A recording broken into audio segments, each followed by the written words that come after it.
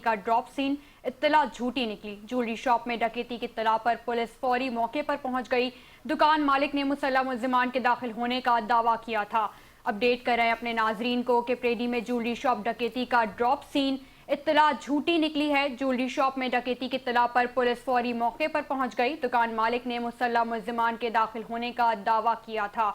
अपने नाजरीन को यहाँ खबर दे रहे हैं कि प्रेडी में ज्वेलरी शॉप डकैती का ड्रॉप सीन हो गया है। इत्तला झूठी निकली है।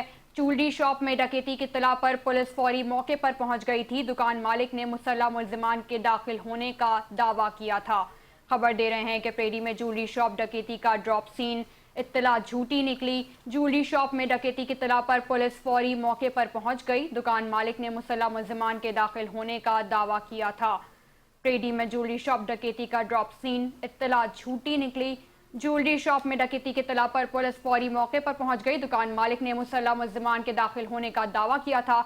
मजीद बता रही हैं सहर खान जी। सहर, मजीद तफसीलात से आगाह कीजिएगा।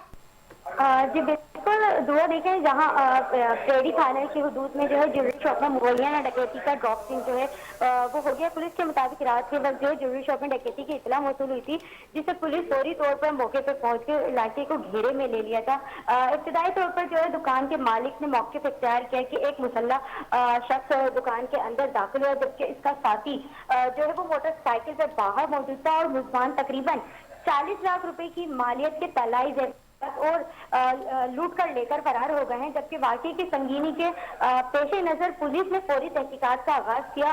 पुलिस हुकाम का कहना है कि दुकान में सीसीटीवी कैमरे मौजूद नहीं थे, जिससे के बाइक जो है ट्राफ में लगे कैमरों की फुटेज जो है वो हासिल नहीं की जा सकी। जबकि क्राइम सीन यूनिट को भी शवाहिद इकट्ठे करने के लिए तलब किया गया। ताहम जाए वक़्त से कोई ठोस शवाहिद ना मिल सके और दुकान के मालिक के बयान में भी तजाद पाया गया था, जिसके बाद पुलिस को इतला मशकूक महसूस हुई। मजीद तफ्तीश पर दुकान के मालिक का जो नाम है महरोज अली ने एतराफ कर लिया कि कर्ज की अदायगी के लिए वक्त हासिल करने की।